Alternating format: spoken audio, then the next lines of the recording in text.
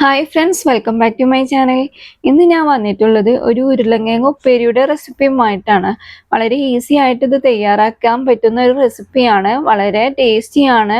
ഇത് ചോറിൻ്റെ കൂടെയും ചപ്പാത്തി, ദോശ, അപ്പം ത്തിൻ്റെ കൂടെ കഴിക്കാനൊക്കെ വളരെ ടേസ്റ്റിയാണ്. ചോറിൻ്റെ കൂടെ കഴിക്കുമ്പോൾ പിന്നെ കറീൻ്റെ ഒന്നും ആവശ്യം വരുന്നില്ല.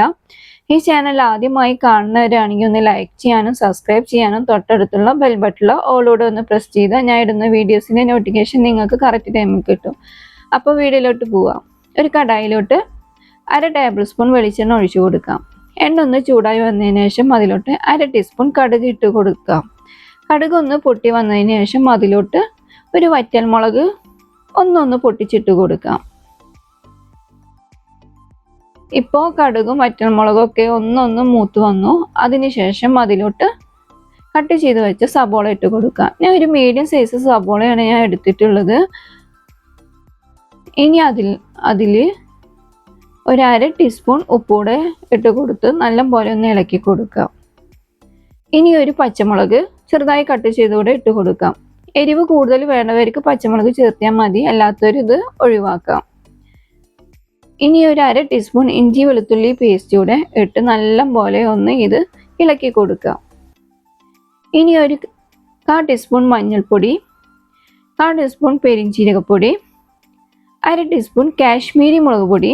എരിവ് കൂടുതൽ വേണ്ടവർ സാധാ മുളക് പൊടി എരിവുള്ളത് ചേർക്കുക. ഞാൻ കാശ്മീരി മുളക് പൊടിയാണ് ചേർത്തിയത്. കുറച്ച് കളറും കിട്ടും, എരിവ് കുറവും ആവും. ഇനി ഒരു 1/4 ടീസ്പൂൺ ഗരം മസാലയൂടെ ഇട്ട് കൊടുത്ത് നല്ലപോലെ ഒന്ന് ഇളക്കാം.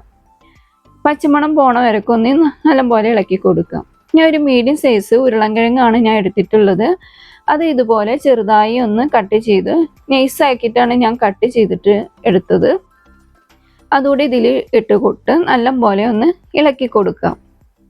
ഇനി ഉരുളക്കിഴങ്ങ് വേവാൻ വേണ്ടിയിട്ട് ഒരു 1/2 ഗ്ലാസ് വെള്ളം ഒഴിച്ചു കൊടുക്കാം. അതും ഇതിനോടൊപ്പം നല്ലപോലെ ഒന്ന് ഇളക്കി മസാല ഒക്കെ യോജിപ്പിച്ചെടുക്കാം. ഇനി ഒരു മീഡിയം ടു ലോ ഫ്ലെയിമിൽ വെച്ചിട്ട് ഒരു 8-9 മിനിറ്റ് ഒന്ന് ഉരുളക്കിഴങ്ങ് ഒന്ന് വേവിച്ചെടുക്കാം.